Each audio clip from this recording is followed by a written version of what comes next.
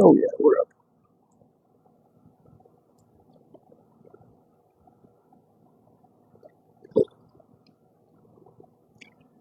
All right, welcome to the Zone's All Access Pit Pass, hosted by the Sports Center, episode 31. This evening I have Travis Duncan in the garage. Before we begin, I must thank my team of marketing partners and our premier partners, Stay and Play Doggy Daycare, Whitaker Insurance, J&S Concrete Pumping, Clayton Homes of Middlesboro, Value RX Pharmacy, Hearthside Bank, Walker to Walker Construction, Claiborne Health and Wellness, and First Century Bank for supplying our communications. All right. Good to see you down here. I know it's a long way down here, but I'm glad you come. All right. A little background on you. Where are you from? Born in Millsboro, but I grew up, raised right here in Tazewell, New Tazewell area. So. Yeah. Did you play any sports when you were young? Baseball and football up until the time I was in 8th grade on the football, and then baseball probably just out of senior league from little league to senior league, and then Yep. Was your favorite sport football or baseball, or what was it? Baseball. Still love it today. I do too. Favorite team? Baseball? The Braves. All right. We'll let you have that one. All right. Favorite athlete? Oh, favorite athlete. Dale Murphy. Yeah, he was one of them. Dale Murphy, yeah. Glavin, of course, and Smokes. Oh, yeah. And all those guys as well. Okay. When did you find your love of motorsports? I'd always been around old cars or, even fast cars, just classics. Dad had hot rods when I was growing up. But he had some friends that were into the drag racing scene and kind of got involved with it through them. Yeah. So probably, along about the time I was 13, 14, really getting into cars at that time. Okay. How long have you been racing?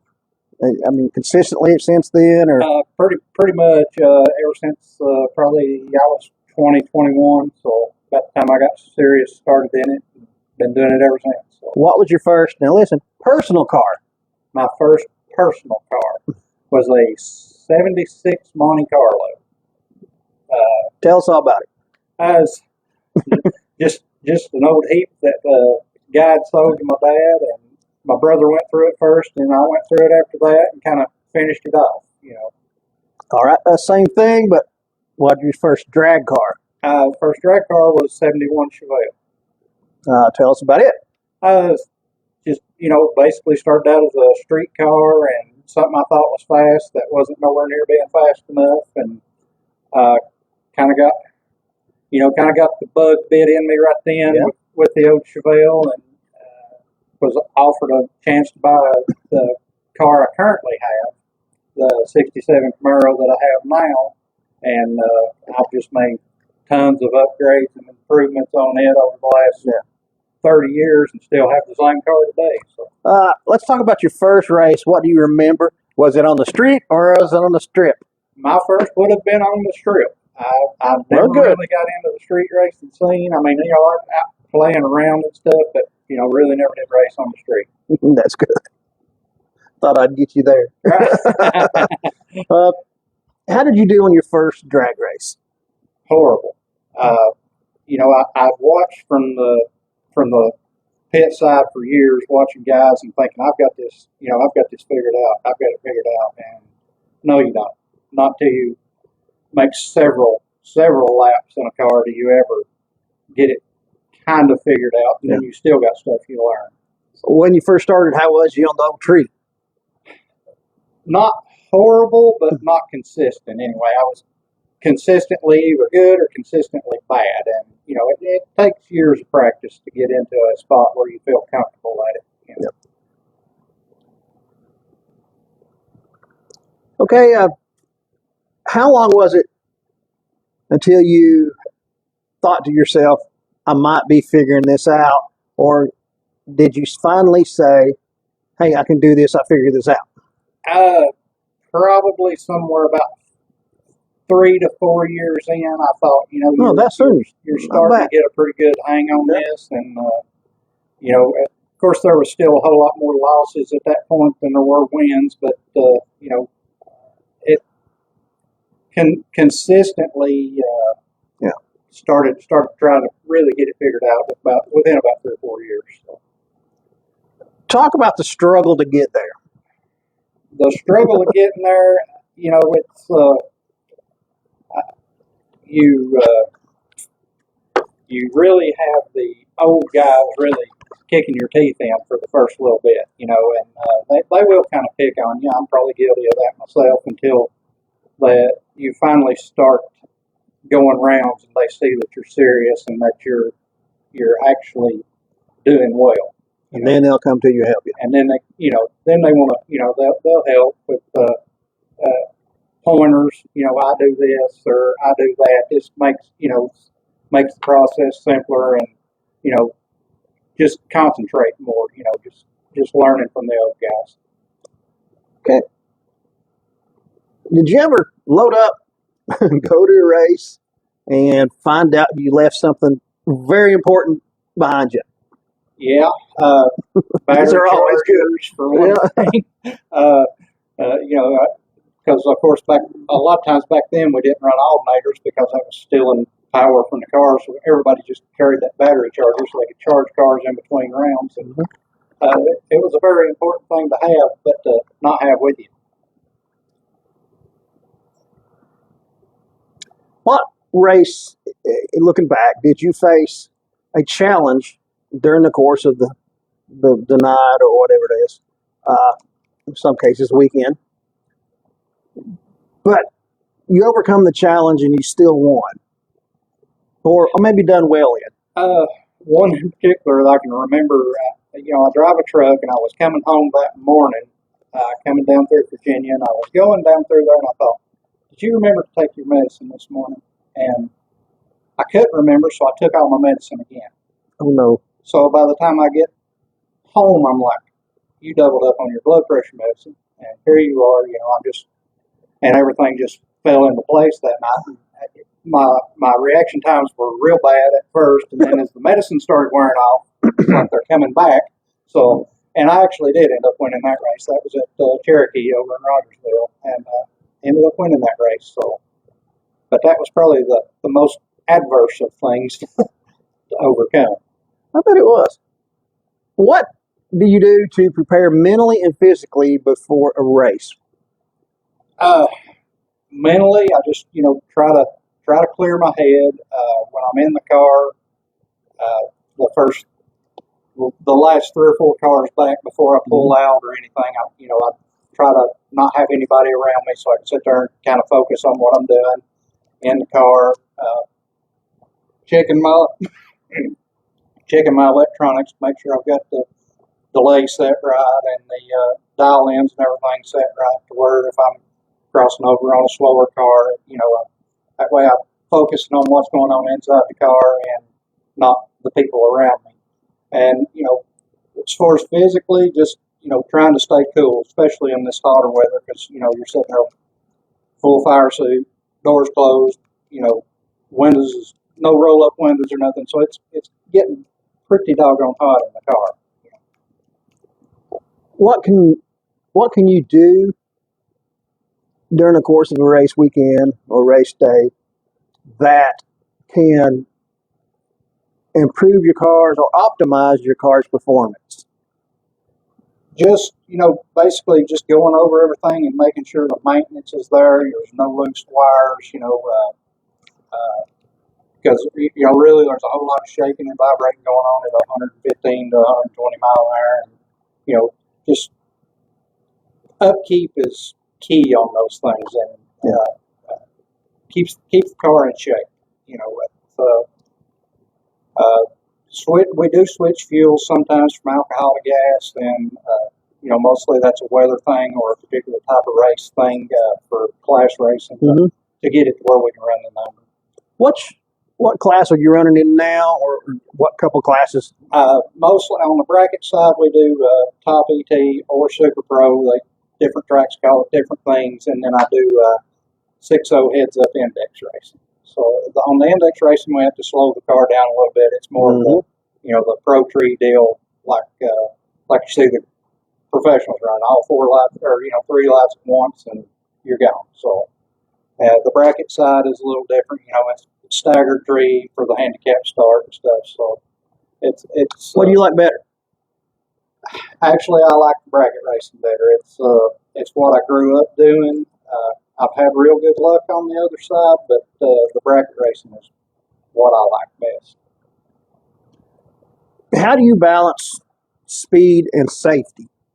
Because I know there's probably a way you can be a little faster, but right. There's a certain point with certain type of things. That if you're going to go over a certain speed, you need to update or upgrade for say. Maybe suspension, maybe brakes. I run drum brakes forever when the car was only going 108 mile an hour on the back. I had disc on the front, but then once we started speeding the car on up, I went to a 4-wheel disc setup. That way, made the car safer about getting stopped on the other end, and overdo it on the road cage. As far as that goes, I've probably got more bars in the car than I actually have to have, but I feel safe in the cars. Awesome. I know you can take your engine and stuff to pro shops or whatever, but have you ever modified your car in a way through your own garage that helps? Not really. I can do all that kind of work, but for the most part, I've been over the road for the last 20-some years, so it's always just been easier to take it to somebody and then go pick it up and put it in. But I am capable of doing the work. It's just a time factor for me, In any motorsports, we'll say, any of it. If it's got a motor on it, people race it, somebody's going to crash. Right. Have you ever had that crash? 2 years ago. 2 years ago in October, it wasn't a real bad crash, but did tear up the whole passenger side of the car. And it was one of the safety items that actually kind of caused the wreck. It was doing its job, but we didn't know where the water leak was going. We thought it was just pushing it out the exhaust, and it was actually filling up the engine containment system. And when I left the line, it dumped water, and I hit the water and right into the guardrail. So, well, how long did it take you to get that back after that? Luckily, that was the last race of the year in October, so we were ready to go, and it took us a little bit. I actually raced a buddy of mine's car the first points race in 24, and my car was ready in late April, so we had it fixed. What about stress? Is there as much as I feel that they should be? At this point, probably, I've got so used to doing everything like that. I don't have a whole lot of stress down there. Unless something does break, and then you're trying to get everything, done in a timely manner so you can make the call for the next round. But for the most part, it's pretty stress free. Come back in, put fuel in it, sit there and cool off, and wait on the hauler for us to come back up. What about out the tree? You don't feel stress there? No, not anymore. It's kind of it's so. I'm pretty used to it anymore, and if I catch something out of the corner of my eye, somebody might be waving their arm or something like that. That's a distraction. But for the most part, once I pull up there, I'm focusing on one thing, and that's looking straight at the tree and not paying any attention to anybody unless they actually step in front of the car and tell me to stop. How hard is it? How hard is it to get in that zone? It can be trying.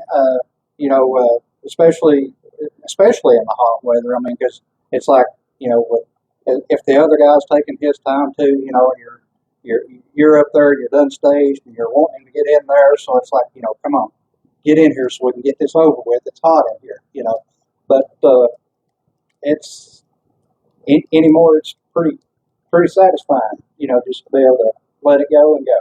Have you ever been into a stage battle? Never have. Never have. No, Everybody goes in on you.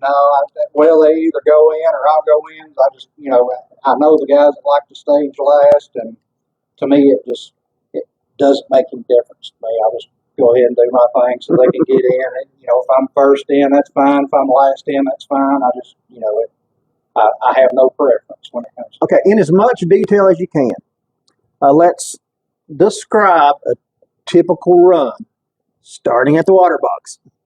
starting at the water box. Well, I'll pull through the water, and my wife now, Tara, she will pull me up to a certain spot out of the water to where I'll stop the car and just pump the brakes and wait on the guy up at the front to tell us we're good to start our burnout. And just hold the line lock and do the burnout and go up.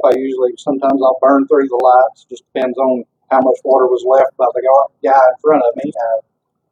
And if I back up, I'll back through pretty quick and clear the car out, look at my temperatures, make sure I've got oil pressure and everything's good. And then as we roll up, I'll roll up, keep the first pre-stage light on, as they say, and usually I'll wait. Well, we do a courtesy stage at Knoxville where neither guy keeps the bottom light on until both are pre-staged. So wait on the other guy to pre-stage, and then I set my auto start and just start bumping in with the off and on the brake just to get it pumped up. And when I go in, kick the stage light on, I mash the transbrake button. The throttle's already on the floor, but it's not wide open.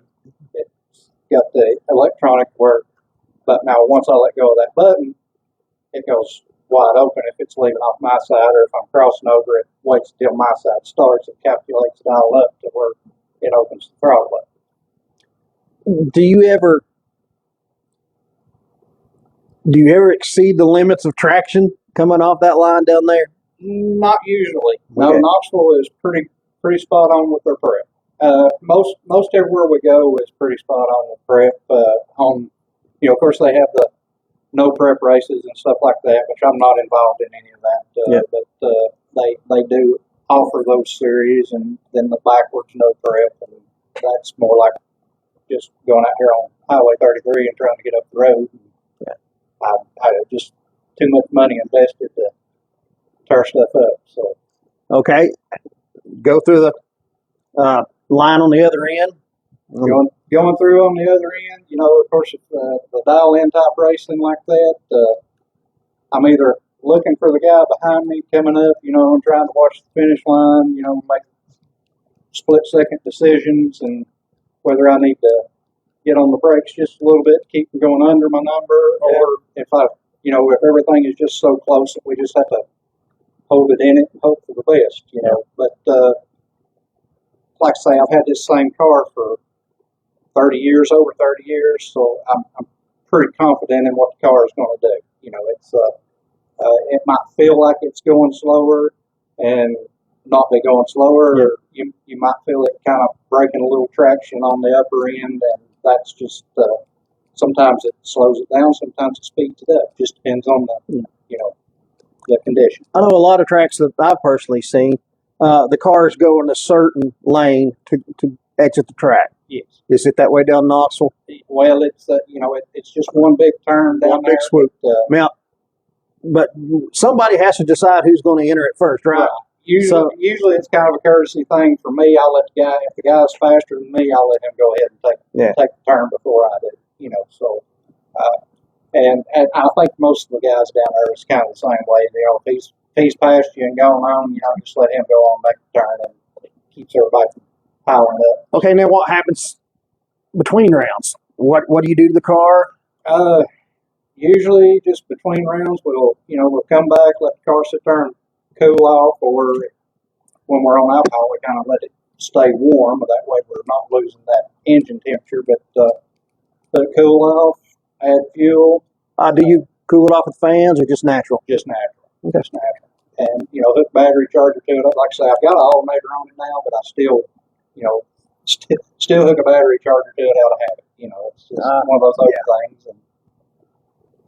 But that's pretty much it. Most of the time we're just sitting there chilling out in the trailer waiting on them to call us back up. Or How long does it take to call your class back together? Actually, it depends, on the amount of cars at the race, and usually, like at Knoxville, say there's 5 classes. There's bikes, the juniors, sportsmen, no box, and top ET, and so just depending on the amount of cars. Sometimes it's 45 minutes, sometimes it's an hour in between rounds, and of course, then as you start actually eliminating cars, starts getting quicker. Right. Sometimes you're down to 10, 15 minutes between getting called back up. What's the most impressive thing you had to work on your car between rounds and get done? There's been times we've had to, change starters, or we have had to break a wheel down and put a tube in a tire because we picked something up. So and that takes a little time getting all the screws out of the wheels, and finding someone with a tool that we can break the tire down with. And get a tube slid in. Interesting. Look back, who's helped you over the years and who's helping you now? Mom and Dad have helped me tremendously through the years. Bill and Judy Duncan, but locally there's been Danny Ramsey's, helped me a lot with Ramsey Construction. Mm-hmm. Dan Caleb's and Becky, when they had the quality tire, they helped a lot. I'm talking physical help. We'll get to sponsors in a minute. Oh, okay. Physical help. Yeah, on the racetrack. Physical in the pits. help on the racetrack, in the pits. That's been Dad and Tommy Shackelford, those guys that I've raced with, grew up with racing. They've done a lot of physical labor, helping me get stuff done. And of course, now my wife, she's learning more stuff. Just this past weekend, taught her about jet carburetors and stuff. So it's I told her, a couple more times she'll be doing it on her own. So mostly it's been me and Dad over the last 25, 30 years. Yeah, I remember meeting your dad. Right. There at the garage one day. Now let's go to sponsors. All right. Look back, and it's important. Right. It's important to get all you can to remember these sponsors. Who was with you when you first started, and go from there? First starting out, a couple of 3 years in, I guess, up till that point, we were pretty well doing it on our own. And then Mike and Bill Cope, Cope Trucking, they helped out a lot. And then Dan and Becky Caleb's, and Poston had the other tire shop after Dan and Becky and Brandon had quit racing. He helped me out some, Rick Poston. Mm-hmm. And then Danny, of course, like I say, with has Danny Ramsey Construction. And other than that, really, it's been just those four have been real help, monetary wise or supplies or whatever, fuel, tires, and engines, stuff like that. But then pretty much everything else has been Bill Fold. Terrace said you forgot your fire jacket. Yeah, I do remember that one now. So, yeah, thanks for outing me there, Doll. Thank you for that. Oh, Lordy. Is there a car you would like to get in and race? Different class, a rail, anything like that? I would love to drive something faster, just for the thrill of going faster. Yeah. The old nostalgia pro stock class, and then the pro modified stuff, when they were, before they went automatics and they were still 4-speed cars, I would absolutely love to drive something like that. Yeah.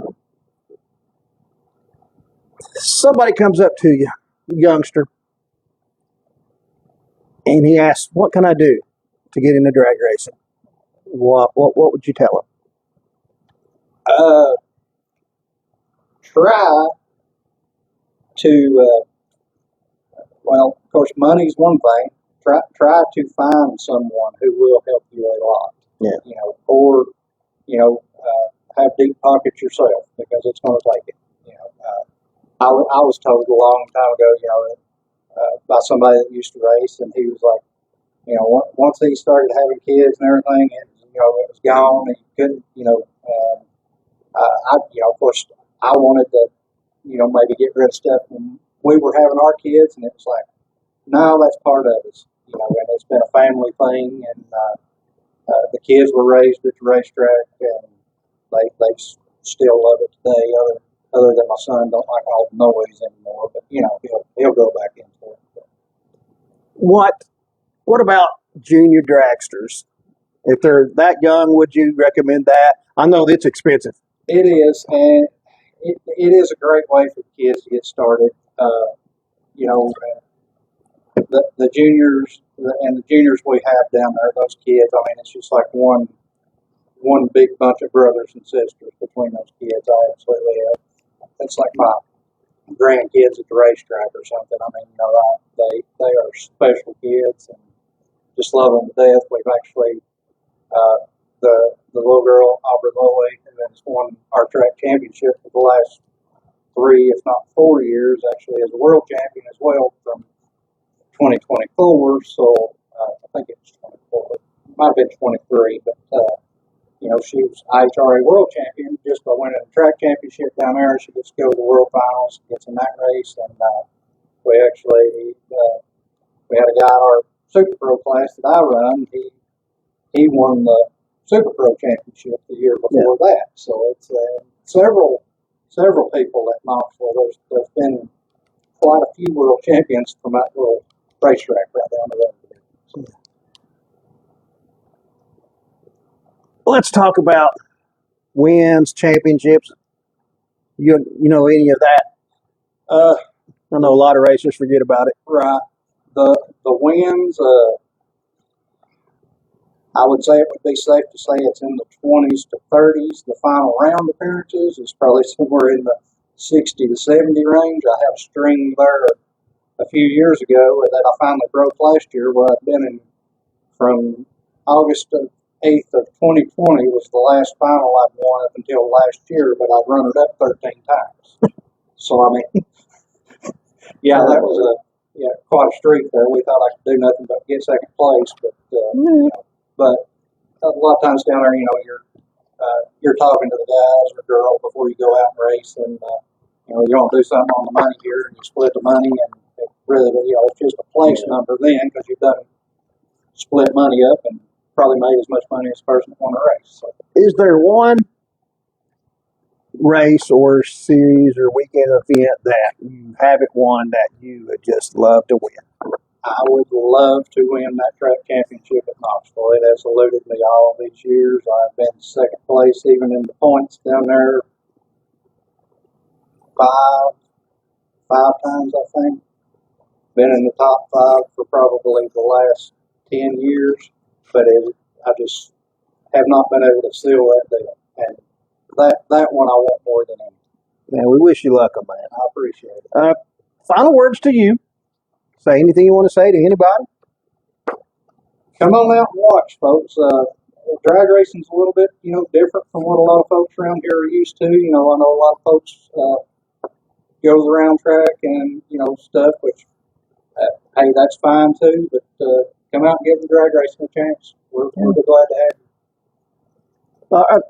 Do you know off your top of your head pricing and stuff for watching? At Knoxville, most normal weekends it is I think 15 for spectators and 10 and under is free. And that's all going to be pit side where you can walk around, check the cars out. And if there's anything you don't understand or want to learn, ask somebody if you want. You want to check my car out. I'm there. Check it out. I'll be glad to talk to you about it. So one of my favorite things to talk about is racing. All right, Travis, thanks for coming down. All right. I mean, it's a long way down here, I know, but it's always fun for me. I always enjoy them. Good luck going on this season. Thank you. Wish you the best. And I want to thank our partners again and First Century Bank for our communications. Everybody have a happy and safe 4th of July. We will see you next time, and God bless.